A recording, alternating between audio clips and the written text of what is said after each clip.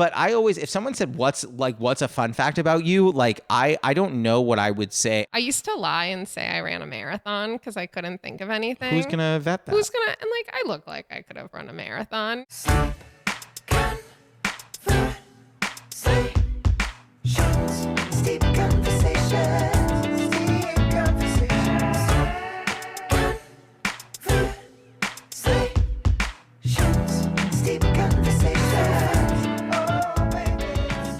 Wait, okay, so you said you have not been to the Viper. I haven't been to the Viper Room. And you're going to an 11 p.m. show. 11 p.m. Are you harnessing your 21-year-old self?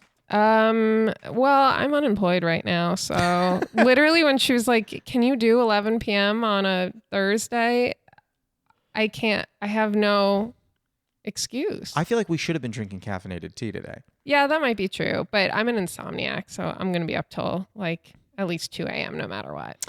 That's insane. You're not up till 2 a.m. every night? I am sometimes. I shouldn't be. I wake up at like early time. I mean, depends on the day, but sometimes like usually around 7:30. So like I shouldn't be up till 2, but I do have major night problems. Yeah, because we're stand-up comics and Correct. We get all our adrenaline right before we go to sleep. Correct.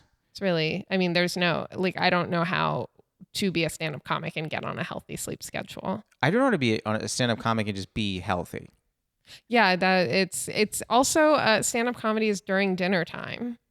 Well, not for me. I like to eat at like 5:30. Of course you do. But we'll get into that in a second. Before we get into that, I want to quickly tell all the steepers what we're drinking. So for the steepers at home, we're drinking Patagonia Wild Guava. It is lovely. It's an herbal. It's great because it's. Have you already tried it?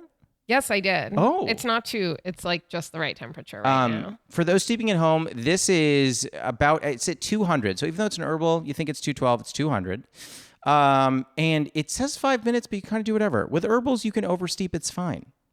There's no stress. I didn't know you like actually knew things about tea. I thought it was just. You thought it was gimmick? Yeah, I thought we just drink tea. I mean, we do. Yeah. Do I not give off tea vibes? What is it? I don't know. I just kind of thought it was going to be like Earl Grey. I didn't know it was like we were really exploring. At this hour? I don't know. Yeah, everyone's like, here's the thing, people listen to this at all different times, so they don't really know what hour this is. They're like, I'm like, at this hour? They're like, yeah, it's 9 a.m. I'm listening to this in the morning. Yeah. But no, going back to what you were saying, I think it's very hard to stay healthy when you're a comic. Do you know what's wild though? I've noticed for me, because I've gotten really deep into fitness in certain points of my life. Yeah. And I've always gotten super into fitness when my personal life is going really badly. So everyone's always like, you look phenomenal. And it's like, well, because I'm unemployed and I'm at the gym for like right now. You'd say 3 hours? Well, I used to work there. So. Okay. I was like, and we were allowed to work out while we were there. So that's all. So you were getting paid to work out? We were just getting paid in the membership.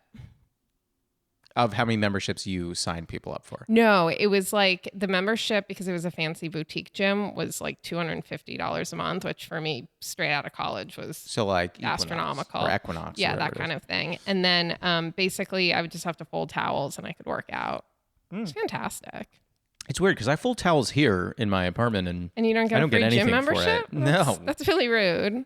Yeah, and I fold towels like decently well. Actually, my claim to fame is being able to fold a fitted sheet. I definitely cannot do that. So that is really impressive. I don't want to brag, but are you an everyday bed maker? No. I wish. Do you have these things where you're like, you have a list of like aspirational things like, I wish I wrote gratitudes at night. I wish I made my bed. I don't write gratitude. I can't journal. Journaling is something what that I wouldn't do to like, be a journaler. Are you a journaler? No. What? Come on. I've never even written a stand-up joke. What are we talking about? Journalers are better than all of us. Mm-hmm. Absolutely. I tried to keep a journal when I was, I think, 6, 7? No, 9. I was 9. I was 9 years old. My mom bought me a purple elephant journal. It had like purple elephants on the front. And she's like, you like elephants? I was like, I suppose. And she's like, yeah, this is a journal. You can write in it. And I was like, cool, I'm going to do this. I lasted maybe 8 days. I did keep a journal for a year. But a year? Yes, but there's a really weird twist to this, which was my senior year of high school. My English teacher was very bizarre, and I was in love with him, of course. That's Me too. Totally my style. AP English teacher. He was like tall and lanky, which is my type, and kind of creepy, also my type. And he Lanky and creepy. assigned us journals, and he said that he could either read them or just count the pages, but I was in love with him. So I was like, I'm just going to write this journal from the perspective of a woman that I hope he will fall in love with. It did work. He did love me. Not like there was never anything like, but he was just like, you're brilliant and your mind is so brilliant. And this journal is just so incredible. But I kept it for a year, wrote in it every single day in tiny, tiny handwriting. Because for some reason I thought tiny, tiny handwriting would just be the thing that made him fall in love with me. Lord. And then he also did this thing where he would write books that were from the perspective of high school girls' journals. Absolutely like he had not. several books. Absolutely not. And nothing tipped you off that this guy might not be fully kosher. Oh, this guy has so much else going against him. He also probably is the Watcher. I don't know if you've seen that TV show. It was on in my house. I did not watch it, but it was, I didn't, I watched it's just one people sending episode. letters like I'm doing your thing. but Yeah, I'm watching your stuff. There's a lot of conspiracy theory that he's the Watcher because he had us do a thing in our high school English class where he had us, I think, write letters to houses because he told us that he liked to write letters to a house, but he always said the house that he liked writing letters to was a house that he admired. And he like wrote these nice letters and the people were like, come visit, come stay at our house. No one would say to a stranger writing letters, come stay at our house. Exactly. Just wouldn't happen. But then this show came out and he's like, I'm not the Watcher, but I feel like if you're a person who writes letters to houses, you're a person who writes letters to houses. What part of you believes he's not the Watcher? Because all of me believes he is the Watcher. Oh yeah, everyone. The second that show came out, I got a text message from every single person I went to high school with, being like, "He's the Watcher, right?"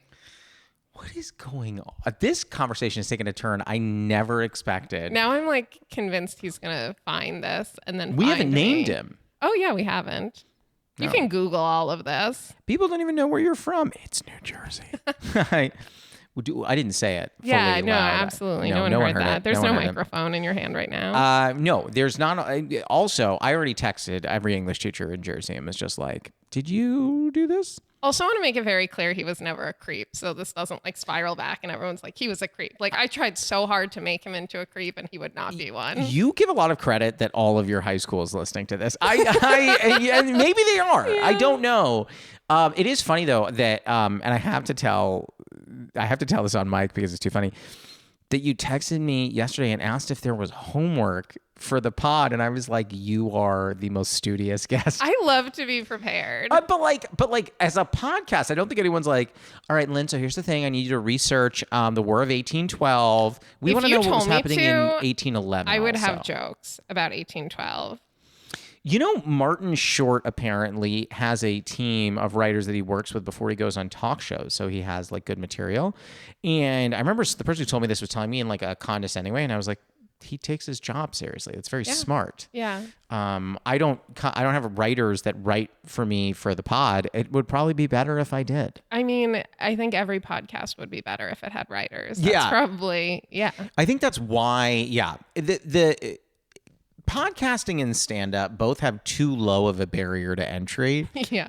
So like, But then also, doesn't it worry you how you can meet someone who's been doing it for a year and they're so great and it makes you think, is stand-up a skill? well, like I do sometimes, I would never do this because this is crazy, but like sometimes I almost want to like do a show where I kill and then stand outside with comment cards, just be like, hey, can you tell me what you loved about Get some me? feedback.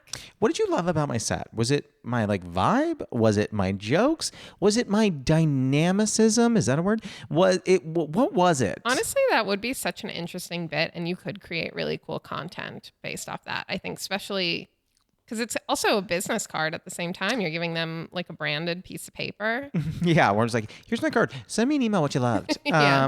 And then on the back, I'd be like, listen, if you send me 10 emails, you get a free sub. But isn't that basically the same thing as posting on TikTok? No, because a lot of times on TikTok, I just get comments like his ears are so big he could hear an ant talking to its mom. And I'm like, maybe. I just started a TikTok this week. Oh, I shouldn't be dissuading you. It's great. Oh, no. And it just, I only have 17 followers right now. And the speed at which these trolls found me was somebody commented on one of my videos. They were like, I watched the whole thing and it never got funny. And I was like, then why'd you watch the whole thing, bro? But also, why did he want you to know that he didn't think it was funny? I don't know. And it's just, I don't understand how they would find someone with 17 followers and be like, this is the person who needs to be attacked. Like, that's punching down at this point. Oh my God. I had someone who commented on one of my stand-up clips and said, don't quit your day job. And I was like, I haven't. Like, did you respond? So I'm deciding between whether to delete, keep, or respond. It really depends. So like, you know, I have friends and Jess as well who sometimes want to be like, I'm going to comment back on everything mean and just take him to town. And I'm like, it's not going to help. It's not going to help. Yeah. To what end do you do that? Because if you respond to all these comments, like, it's not like they're going to turn it around and be like, you know what? Maybe I was wrong. Lynn's pretty good. They're not going to do that. I also don't think they think about us for 1 second. We think about them for 100 years. Correct. And they never think about us again. The theory I heard is that the people that comment on other people's posts are the same people that are too scared to post themselves. Yeah, absolutely. Which is fine. Yeah, you do stand up. Yeah, I don't really respond to all the comments. I mean, it's so funny because one of the first clips I ever posted on any social media, and I did it across every single platform, was about how I have big ears, and yet it is the #1 comment I get on my posts. Oh, wow. Which is crazy because I'm like, yeah, I do. But also, was that funny? Did you like that joke? Yeah, I would really rather somebody be like, you have big ears and be like, you're not funny. No, I get it. You're not funny all the time. Yeah, but I mean, it's definitely more interesting when I get it from friends and family than when I get it from TikTok commenters. But here's what's crazy. This is true. My mother has never seen me do stand-up in person. My parents haven't seen me. We don't talk about it. You don't talk about it? Yeah, we don't. Why? I don't know. It's stand-up does not make, I think, Arab immigrant parents proud. But here's the thing. When I get a late night set or like a stand-up special, which I feel like that's on the way. Yeah. In my career, there's this huge milestone. They're just going to be like, we were here the whole time. We knew. We were here and we were for it. And we always thought this was the right path for you. Are they first gen? They moved here when my mom was 7 months pregnant with me. You're kidding. Yeah. So they're watching you. They're like, we wanted you to have a better life and you're doing stand up with these schmucks. Yeah. And then I keep trying to tell them that I love my life as it is. Yeah. I'm so happy. And they're always like, how can we help you? Do you need a government job? And then they'll send me these government job listings. Do they have an in where they can get you a government job? No. My dad works for the government. I was going to say, what did they do for a living? My dad is an engineer. For the government? Like a mechanical engineer? Civil engineer. Okay. Don't fully know what that means, but I'm into it. Yeah, me neither. Really, truly. Excellent. Sometimes I'm like, how does this little man engineer little civilly? Man? He's like a nice little man. Oh, stop. He's a broad, burly man. Yeah. How does he engineer civilly? I don't know. He's civil when he does it. Yeah, he's so polite about it. The most polite engineer. Yeah. And then my mom worked for the UN for like 30 years. Yeah, they're brilliant. She speaks 7 languages. She's the smartest woman in the whole world. Hold on. Your mom speaks 7 languages? Yeah. Do you know them? Yeah. Do I speak them? No. Do I know them? Arabic was her first language. She learned French Catholic school because she went to French Catholic school in Syria. And then she learned German, English, Spanish, Chinese, and Italian. Chinese? Yeah, that one was like, I don't know if she's super fluent in, but she has studied. Sometimes I think, man, so I think both my parents were reasonably successful in their pursuits. Sometimes I'm like, man, I wish they weren't, so I didn't have a shadow to be in. Yeah. Excuse me. And sometimes I think like it's great to have seen a successful person to know what success looks like. I don't think I'd want to have your mom because I think no matter what I did, I'd be like, oh, can't live up to that. I will spend the rest of my life trying to live up to. She's No. but she's incredible. Like she She like sews her own clothes and she can cook anything. What doesn't your mother do?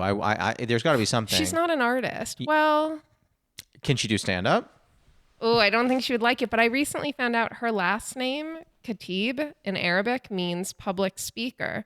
And my dad's last name, Maleh, is Maleh in Arabic, and it means salty. So I'm basically a salty public speaker, which is a stand-up comedian. Isn't that wild? I'm the saltiest public speaker. You really are. Yeah, truly. I have two questions. One, do you speak Arabic or you do not? I don't. So I went through a horrible childhood experience of September 11th happened during my very formative years, and I grew up outside New York City. So like people from my school's parents like lost their lives in these buildings. So in ways I felt like the victim and the enemy, and it was so I just went under the radar and pretended to be white and didn't. I talk to my friends now, and they're like, "We didn't even know that you were Arab growing up." So I refused to learn Arabic because I just didn't, and my mom always said I'd regret it. Do you? Here we are. Mom, I did it. It's so wild. And then now I feel like this huge urge to talk about it all the time. And it's kind of funny because I feel like my parents don't even like Arabs. And I'm like, here's my stand-up show about Arabs.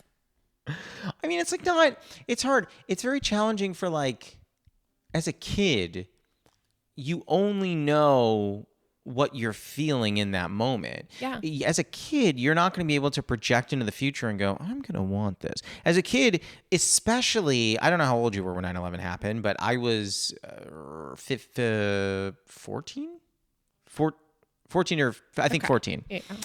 And all I knew was just like, this is the worst moment ever. Yeah. I didn't, and all you want at 14 years old is, I don't want to be the focal point of anyone's upset. I remember sitting in bed that night and being like, there's going to be a Holocaust on Muslim people. They're coming for us. They're coming for us. But then also I was like, how scary is that to have at that age? We were so close to New York City that I was like, is there going to be another bomb? And like my parents both worked in the city. So it was such a weird like conflict of where do I fit in this terror? Yeah. But one girl told me, I remember in high school, she said that she thought the entire Middle East should be up in flames. What? And I think about it every day. She had no idea I was Arab. I feel like it's just her personal philosophy. Her dad was a cop. Surprise. And I was going to say, she's probably ended up in a Karen video now. Yeah, I'm sure. You don't even you don't stay connected. Do you think that's a girl I still follow online? Listen, no, I don't think you follow her, but like, those people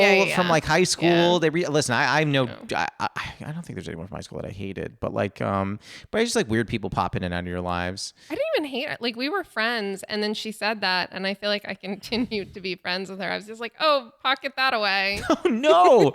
You're like, let me just put this in the back pocket. I'll bring it out on a podcast in 20 years.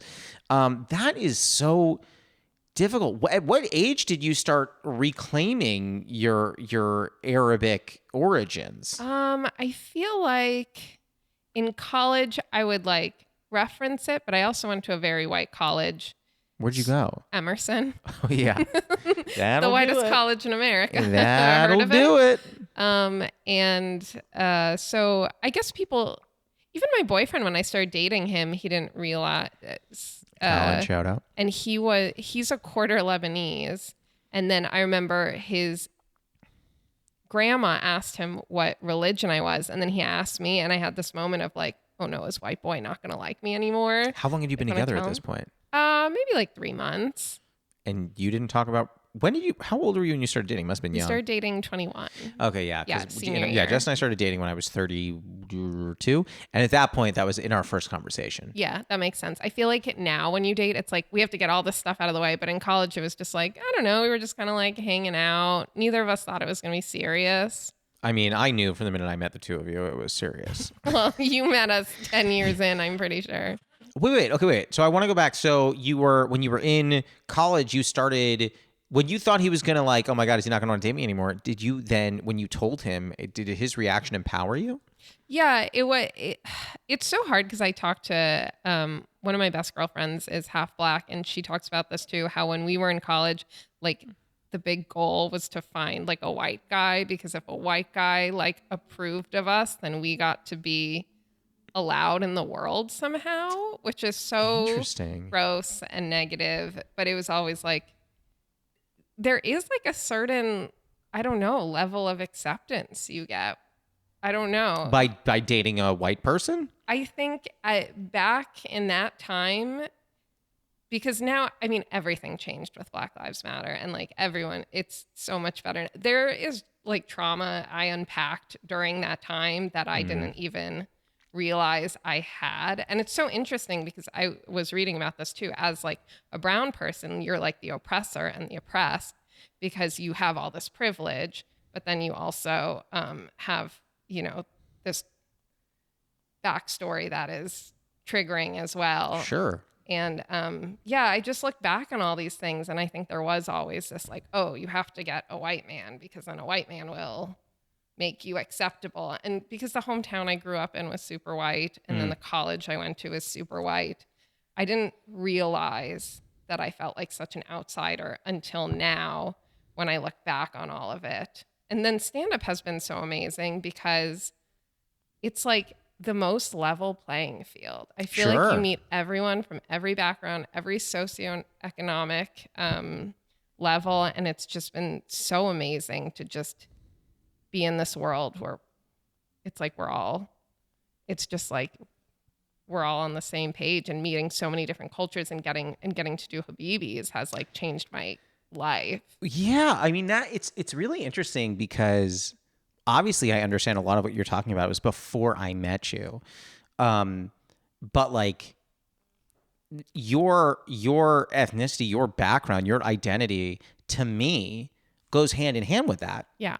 And I say that in a positive way. And Yeah, of obviously, I course. mean, you know, I love you to death. Yeah. Like, you know, that like, that's how I'm like, oh yeah, but I don't think about it often, but it's interesting to hear. It was like, it's sad. It makes me sad. I get it, but it makes me sad that as a kid, you weren't able to feel comfortable owning it because you had a lot of the, obviously 9/11 changed everything for the worse, but you had all these forces. And it's also, I can't imagine, super easy to, you know, in Australia, they have something called tall poppy syndrome, which they essentially say, like, you don't want to be standing as a tall poppy in the field. You want to be at the same level as everyone else. So, like, you know, you don't want to stand out. You don't want to, you're doing too much, you know? So, but I think kids also experience that, where it's like that, you don't want to be the tall poppy in the field. So you're there and you're like, okay, like this is what I'm surrounded by. I want to be this. You know, I grew up with, we were essentially house poor. So like we had enough money to be in a very rich community. We had a house, but we didn't have money to do anything else, right? So like all my friends had like BMW, Mazda, that was me, BMW, Lexus, Mercedes. And then I had 1989 Mazda that didn't have a working, it had no CD player. The tape player was broken. So the only tape that was in it was Steve Winwood, which, all respect, it was a good album. Yeah. But like we couldn't get it out. And the airbags didn't work, and you know, and that was what we had. But I remember I looked at all of that, and my friends would be like, "Hey, we're gonna go." Like in high school, they'd be like, "Hey, we're gonna go." This is gonna sound so lame, but they're like, "We're gonna go to Cheesecake Factory for dinner, and then we're gonna go see a movie." And I would always be like, "Oh, you know what? I promised my parents I was gonna eat at home, and they like wanted to hang afterwards, so I can't do that. But like after the movie, like call me and we'll hang, because I couldn't afford that dinner and I couldn't afford that movie. But that's what I wanted. And as I got older, I was like, oh, like I want to be able to go see the movie. You know, now do I still look for like matinee specials? Yeah, but like who doesn't like saving? Do you know what I always say is so funny? That I feel like people like you and me who grew up that way, like now have this like obsession with like having nice things. Sure. But then I feel like all the rich people I went to college with are now like so hipster, and they like live in these like, you know, kind of run down places in, you know, neighborhoods that are like, you know, you live in Venice, I live in West Hollywood. And it's just so interesting how we move in those opposite directions. Like, I feel like I'm going to forever have something to prove financially. And, but it's never enough. You know, there is, it's so funny. There's do you know the writer Shea Serrano? I don't. He's delightful, and you should go look up his stuff. He's the absolute man. I love him to death. And it's weird for me not to know a writer. He's not a traditional writer. He used to work for The Ringer, and he worked under Bill Simmons. And more nonfiction-y. Yeah, he wrote like a book, basketball, and other things, movies, and other things. Heard of that. Yeah. He's amazing, but he's a big Spurs fan.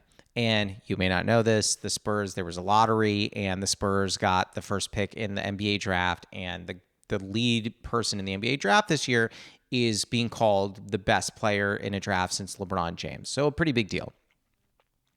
And then he had written this tweet which said, like, I'm hoping for blah, blah, blah, which had nothing to do with that. And someone said, you just got the first, and he's a diehard Spurs fan. They go, you just got the number one pick and you're still hoping for things? And he goes, if you follow me and you don't realize yet that I'm always going to be wanting more and I'm never going to be satisfied no matter what I get, then you really don't know me. I mean, that's the artist plight, isn't it? It's Someone terrible. I know was the assistant to a famous Hollywood director. I'm not going to say who it was. And for the longest time, he wouldn't hire her full time because he was like, I don't know if I'm going to have work. And if I told you who this was, and I'll tell you off podcast, you'll be like, how could that person think that he wouldn't have work moving forward? I mean, I just had an interview with he's a gentleman named Luke Bracey, and he was in like Holiday. If anyone ever saw that, I saw it twice. Should I not admit that? We all saw it. Listen, Jess and I had COVID. That movie came out. I go, I'm going to see this twice. But I was doing an interview with him, and he was talking about how he was cast in a movie with Richard Gere, who, like, listen, you're in a movie, you're not in a movie, it doesn't really matter. Everyone knows who Richard Gere is. Of course. He goes up to Richard on the first day. He goes, hey, man, it's great to meet you. How you doing? He goes, I don't know, I'm really nervous. And he goes, you're nervous? He goes, yeah, I was just really, happy. I was excited that he chose to cast me, and I'm just a little nervous. I want to do well. And he goes, and Luke goes, don't tell me that. Don't tell me that Richard Gere still gets nervous about being in a movie or being cast, because this is him talking, I aspire to have half the career that Richard Gere had. So if Richard Gere feels this way, I'm screwed. Do you still get nervous when you go on stage? I think every time I still get nervous. I don't know necessarily that I get nervous. I think that, like, I try to take a second when I get on stage to look out and just try and make eye contact with all these people and just remind myself, number one, they want to have fun. Number two, it's not their job. They're not getting paid to laugh. Absolutely. And number three, no one wants to hate you. So don't forget that. It's a great way to think about it. My thing that I think I always get nervous about is that I feel like I have so much material. That's not a brag, but it sounds like one. Whoa, brag alert. But I have all this material, and then I sit there before I go on stage and I try to figure out, based on what the other comics do, what they want. And then I feel like I really spiral about that. And then when I go on stage and one of the bits isn't at landing as well, I'm like, I should have known. I should have known that wouldn't have been one of the ones that they liked as much. And I should have gone with that other bit. That's a classic heavy hitter. And then that's my nerve attack that I have. That's insane. Yeah, it is. But you can't plan your set before and get there and just do what you planned. I don't do that. Yeah, you can't. I play a little loose. I just kind of see where they're going. You have to see. You have to read the vibe. 100%. Yeah. By the way, I hate to interrupt because I'm having fun with this, but I feel like we have to get to our first segment. Are you ready? Yeah, absolutely. It's called the Newly Friend Game. So the way this works is it's like the Newlywed Game. I'm going to ask you a question. We're going to both write down our answer and see if we get it right. Okay. And then we're going to do a question for me. Sometimes they're the same. Sometimes they're different. This one is the same. Okay. I'm going to ask this of you. I know that you have a master's in writing. Okay. And I heard from previous podcast guest Amy Silverberg that you write incredible short stories. So I am going to guess, my question for you, we're both going to write down our answers, don't say it out loud. What is one of your favorite short stories that got you into it? What is a short story you read that like got you excited about writing short stories? I'm just going to write down my two favorite short story authors. Okay. You're fine. Okay. I'm going to write down the short story, and if one of them wrote this, okay, Okay, you ready? Flip your board on 3. 1, 2, 3. So you wrote Amy Bender and Amy Hempel. I don't know either of them. All of my favorite writers are Amy. That's why it's funny that Amy Silverberg. Oh, I should have gotten that. Yeah. Lamb to the Slaughter. Do you know that short story? I've only read A Good Man is Hard to Find, I think. Oh, Lamb to the Slaughter was great. I don't want to give anything away, but what a fun story that is. And then Flannery O'Connor was the one where I was just like, she's definitely writing Flannery O'Connor. You didn't. No. I've only read A Good Man is Hard to Find. That's my only. Well, Flannery didn't write Lamb to the Slaughter, but I was just writing an author that I thought you might also say. Well, now I want to see who the author is of my favorite, because if you don't know, I'll look up the author of my favorite short story, and I'll see if you have this nailed down. So this is, I'm guessing, who your favorite short story author is? Yeah. I have a possible in my mind. How often are you reading generally? I used to be really, really good about it, and having to be on the internet for comedy has turned my brain into garbage. I used to read a lot. Now I'd say I'd read like a book a month. That's more than me. That's probably more than most people. I'm also unemployed right now. When I'm working, I'm not reading. I respect that. Have you written down your answer? Yes. Okay, you ready to flip your board on 3? This is my favorite short story and the author who wrote it. Okay. 1, 2, 3, flip. Oh, that's a great guess. Yeah, I could see you being into that. Yeah, so so Lynn wrote Ray Carver. I wrote The Swimmer by John Cheever. I have read that. Not only do I love this short story, I have read it 15, 20 times. I mean, I've read it a lot. So tonight I have to read this, and I have to send you. Probably Amy Hempel is my true favorite. I have to send you an Amy Hempel story. Please do. Okay. And that's the Newly Friend game. How do you feel about it? That's great. You did it. Yeah, you nailed it. It was great. Yeah, I not only I love that story so much that the second screenplay that I ever wrote had some loose references to it. Okay. How often do we talk about the fact that you're an award-winning playwright on this podcast? How often does that come up? It doesn't. Oh, well, I brought it up. How did it come up with you? I don't even remember. How do you know that? I don't know. Oh. Fun fact. Yeah, that is I suppose, yeah. I guess maybe we should have been like, what's your top fun fact? And for you, it would be that you're an award-winning. I don't know. Here's what's funny. That is a fact. But I always, if someone said, what's a fun fact about you? Like, I don't know what I would say. I hate that question so much on interviews when they're like, what's your like fun thing? I usually say I have multiple times met Lynn Maleh. That's what I say. That makes sense. Yeah. I used to lie and say I ran a marathon because I couldn't think of anything. Who's going to vet that? And like, I look like I could have run a marathon. No one is. If someone said Lynn's a personal trainer, I would say for sure. Yeah, absolutely. Makes sense. So I used to do that, but now I feel like I would put creating Hilarious Habibis is like my big.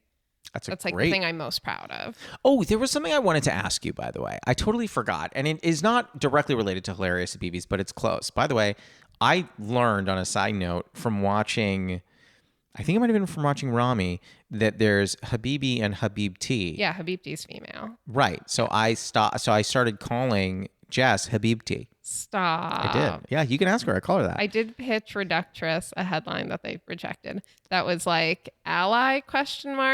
Like friends calling you Habibti or something like that. I mean, I do it. Yeah. The question I was going to ask is your last name is Molly. Yeah. But you spell it. I've seen you spell it 2 different ways. Yeah. Why? Okay. I'm glad I'm getting this out of the way here so I don't have to answer it. Do you answer it a lot? Do people ask you a lot? Yeah, all the time. Oh. So when I started, I was working in B2B marketing and I did not want my clients to find me. I also didn't want my family to find me. So I was like, okay, I'm going to have like a stage name, Lynn, Molly. Also, there's nothing worse than being brought up on stage to this next comic. You know her. You love her. Lynn Maleh. I don't know how to say it, but I bet she's funny. Like that just discredits you like off the bat if they don't know how to say her name. I've been brought up. My favorite one ever. I was in San Diego and this woman goes, this next comic is one of my favorite comics. I love him to pieces. I always love seeing him. I know you all love seeing him here too. Ladies and gentlemen, coming to the stage is She didn't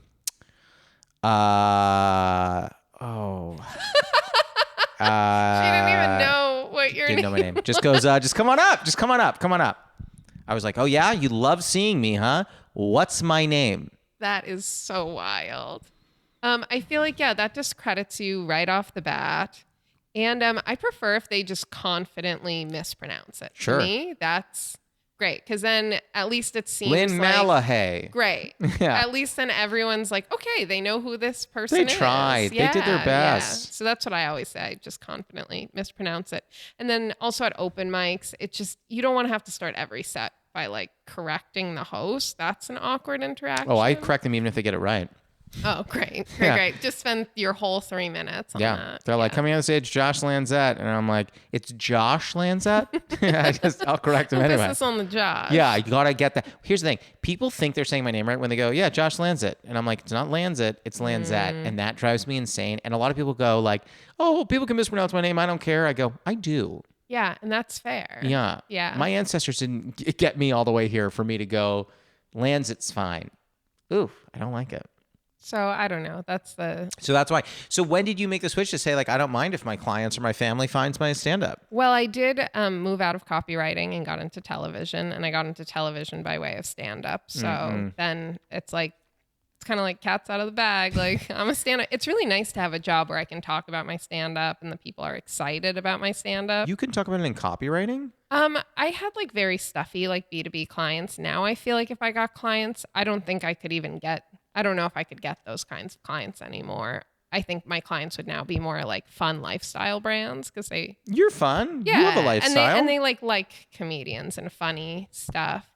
And then now I'm having this whole like crisis because all my handles are at Hey Lynn Maleh, Molly, and I'm like, do I change it? I mean, for our ability to tag you in this episode, I would say if you're going to change them now. The thing that drives me crazy is when people don't have consistent handles. Yeah. So like let's say like your name is John Smith. Like if you're like on Instagram, I'm John Smith Comedy. On Twitter, I'm just at John Smith. On TikTok, I'm like the real John Smith. I'm like, you know what? Find one that's available on all of them. Use it. Yeah. I am at Josh Lanzette on everything. Yeah, I need to. I'm bad about that because Oh, on Twitter, really? recently on Twitter, I switched to at Lynn Maleh, the real way. Yeah. But I don't have a lot of followers there. On Instagram, I feel like it's going to be hard because I feel like I've been tagged in so many things in the past. It switches the tag over. It does? Oh, okay. Yeah. Well, I'm just going to switch it. I used to be at Lanzette J, and then I flipped it to at Josh Lanzette because I was like, I'm consistent. I'm a brand. TikTok, I'm keeping Hey Lynn Maleh, though, because I'm not ready for anyone to find that account yet. TikTok is a scary place. Yeah. I don't fully know what I'm doing there. I'm just putting reels there and then not looking at them. And then I'm not like looking at anyone else's stuff. I'm just putting them there and walking away and seeing what happens. I, for a little while, was rating cats on cat videos, and that brought me a lot of joy. Okay. Because here's the thing. I'm not doing that for views. I enjoy watching cat videos, and I want to rate the cats. And I would rate them on nonsensical scales. But do you realize this is time we could be reading books? And writing jokes. Yeah. Yeah. I need to write more. I don't know. I mean, do you feel guilty for I not write scripts a lot. Okay. And that I can sit down and write. So how did you make the jump to TV? Did you just have a script and you send it to someone? You're like, I'm great? No. So I applied to a diversity program through the WGA. It's called the Writers Access Support Staff Training Program. Say that 10 times fast. I was going to say, what are you shilling them right now? Do they paying you to name drop? No, they're not. I do love the program. It's the WASSTP. And it was... Oh, why don't you say that? I knew that. Well, of course, yeah. They like train you to be a writer's assistant or a script coordinator. And then I did the program, and then through it I got my first job, which was on that Michelle Obama show. Unbelievable. And then... And you met her, right? For like a half a second. Doesn't matter. I always say that I met her. She didn't really meet me. Interesting. You know? That's how it always goes with of legends. Course. Yeah, you know? Yeah. But she was, I mean, I had an earpiece the whole time I was on set and could just like hear her like between takes. And she was just like the most incredible. She was everything you want her to be. She was generous and down to earth and funny and cool. You mean kind. She wasn't like, I said I wanted beet hummus, the not absolute normal. opposite. Could you imagine if she wasn't how like devastating that would be? But on that note, are you ready to move into the lightning round? Yeah. You excited? Yeah. Okay, so this is the lightning round. It's fast questions. They don't have to be fast answers. You don't need the board. Okay. What's interesting is that you and Amy, your best friend, your mentor, your love, both reached for the board. You're the only two guests. Because we're writers. Only two guests who have reached for the board when we do We're this. fiction writers. We like a pen. Lightning round. Question 1. What is a favorite ritual of yours? So mine is like brewing tea. What would be a favorite ritual of yours? Do I just say it? Right now? Well, if you think it doesn't really do much for our listeners, I don't think. Well, it's just that we're not like competing or anything. There's no competition. No. Mine is like I like to come home at the end of the day and take like an extremely hot shower to the point where like I scald my skin a little. Really? Yeah, that's a weird ritual. Are you an afternoon shower generally, or you shower once in the morning, once in the afternoon? It's not in the afternoon. It's like at the end of the night. Oh, evening. Yeah. So you're a night shower. Yeah. I so respect a night shower. I need to start my day. I need to wake up. The shower wakes me up. People say that. Yeah, I don't know what it is. Like that. No, I'm always in a rush. I always wake up too late for everything. I will always sleep till the last minute. I'll skip breakfast. I'll skip shower. I'll script shower. You'll script a shower. So you're right all about it. I am a writer. So. You're like internal shower day. Yeah. What is a running bit you have with a friend or partner that makes you laugh? So my boyfriend does this thing, and now all of my friends do it, where he like adds a hard O to everything. So it'll be like, where did you pork the core? Or like, we're taking a porty core to like. So he kind of, to it's an allusion a little bit to Boston, but it's not. No, it's so much worse. And he just started doing it, and we were all like, this is so dumb. And now we do it for everything. Is it only with A's? Because pork and core are both A's to O's. It's just like adding like it's like just adding like a hard O. It's like you can add it to anything. Like you can order it to anything if you want to. If you want to. When did this started a while ago and now it survived? And it's so gross because all my friends do it now. And I remember when I first started dating him, he was like, I have this weird thing where like I'll start saying weird things and then everyone starts doing it. And I'm like, that's not a thing. You're making this up. And then I watched it. I watched it happen. Oh, you know what? I do kind of like it. Yeah, he does it better than me. I mean, listen, if you can, send me a recording. I won't put it on the pod. Maybe, you know what? We'll put it as a bonus at the end of the episode. If we can get it. Do you remember when everyone was playing Jackbox? I still like Jack. I haven't played in a long time. Jerkborks. So whenever we were playing, it was always Jerkborks. Oh my Lord. And then so all there's my friends, R's in here too. Yeah, it's like a language at this point. I'm baffled. All right, question 3. Can you do an impression of one or both of your parents? And the worse, the better.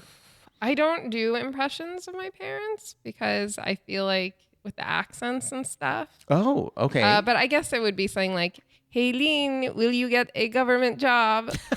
I love how your impression was something they say that kind of makes you feel bad. Yeah.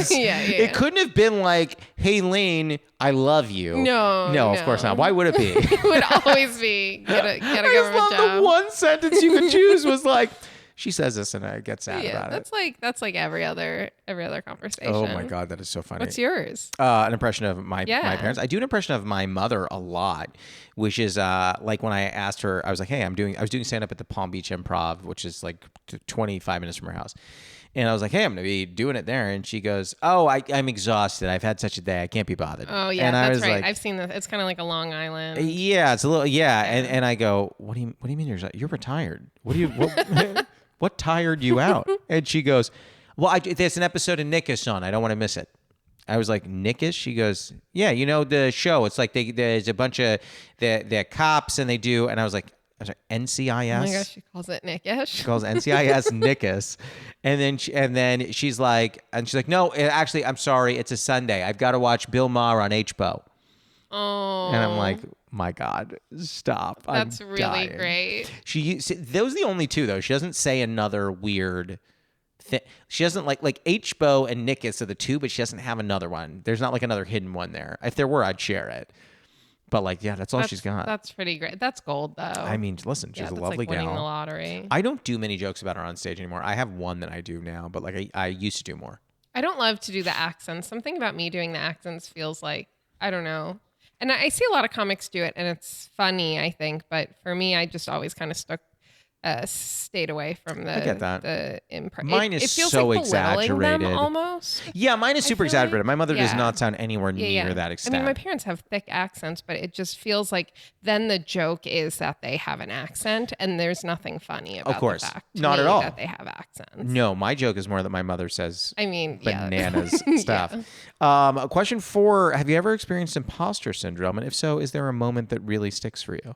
Oh, I mean, every minute of my life. Right now? Yeah, even like being a stand-up comedian, I always feel like one day everyone's going to be like, jigs up. We all knew that you were faking it this whole time. You were faking writing jokes and going to Yeah. mics to perfect your material. I have a way to like believe that every achievement I've achieved was just by like an accident, and they like accidentally, they got confused, and then they were like, oh, you can be on Hot Tub. Like they got confused and accidentally booked me or something. Or like when I was in a writer's room, it was like, well, it was just because I was in this program, and it's not actually because I belong here. It's just because I was in this program. And then like, even when I got Reductress, I was like, well, I guess everyone can write for Reductress. I remember I wanted it so badly, and then I got it, and I was like, well, I guess everyone gets this. It's so Number bizarre. 1, we're the same person. Yeah. And number 2, the way that I try and think about it is, let's say I pay $10 for, in the airport for a bowl of fruit salad. Okay. I've spent that $10 and there's cantaloupe in it. I'm not going to eat the cantaloupe. I don't care that I spent the $10 or not. I don't care that I invested my time and energy into this. I don't like cantaloupe. I will not be eating it. That's the ball game. So it doesn't matter whether you were in this program or not, whether like, someone, this, that, whatever, didn't matter. If someone didn't want you there, they wouldn't have to give you the job. You know what I mean? Yeah. That's what it is. I mean, I understand No it. one eats the cantaloupe if they don't have to. Sorry if you like cantaloupe. I but- do love okay, cantaloupe. Well, I'm a big cantaloupe all right, head. wrap the whole podcast up. We're done. Honeydew also. Really? I like, yeah. The 2 worst parts of a fruit Ooh, salad. Grapefruits. Dear Lord. Okay, we're going to get to our final question. Our last question is, what is a favorite tea or comfort? But I think you drink tea. So do you have a favorite tea? I know Kalen has a fancy bougie tea he gets. But do you love that? It is really good. I don't think I'm such a coffee person. I don't usually first seek out. Okay, well, so what's your favorite Oh, comfort? do you know what? For tea, I've got it. My parents get this chamomile tea that is just, it's like not fancy at all, but it's just the one that they have gotten our entire life. Sure. And they only get it from one specific market that's kind of like a farmer's market type thing. That's a great answer. And it's yeah, and it like they'll send me boxes of it too. And it's not even it's just the brand that we like. That's great. Yeah. That's a lovely answer. Yeah, it's great. Well, that's a podcast. How do you feel? It was so fun. You had a good time? Yeah, the tea was so good. I didn't drink enough of the tea because I felt like weird drinking it while having a microphone to my mouth. I will tell you that everyone's going to be watching you drink and they're going to comment on it, being like, I watched the whole episode and she's not funny. I mean, that's fair. This is steep conversations, That's not true. funny conversations. Okay, that's it. We're done. That's where we draw Go the line. I adore you. Thank you for coming. Oh, thanks for having me. So fun. That was Lynn Maleh. You can follow her at Hey Lynn Maleh, spelled Molly, on Instagram and TikTok. You can follow her at Lynn Maleh, spelled Maleh, on Twitter. Steep Conversations is produced and edited by Elliot G.B. Our associate editor is Martin Alvarez. Our theme song and additional music are by Oliver Hymack. Our cover art was done by Neil Fraser with photography by Matt Mazisco. Social media by Dia Villegas. Please write a review and rate our podcast on Apple Podcasts and wherever else you can. You can send any questions, comments, newly friend game suggestions, or tea suggestions to steepcombos@gmail.com or tweet us at steepconvos. I'm Josh Lanzette, and you can follow me on Instagram, TikTok, Twitter, YouTube, and Facebook at Josh Lanzette. We'll be back next week, so until then, happy steeping. Now I'm trying to think of like classics because I feel like you might be referencing like a classic. I am. I hope it's not Shirley Jackson, The Lottery. It's certainly not. Okay, great. Because I would have to throw my. Should I just write that? Should I write the lottery? I just have to throw this at you.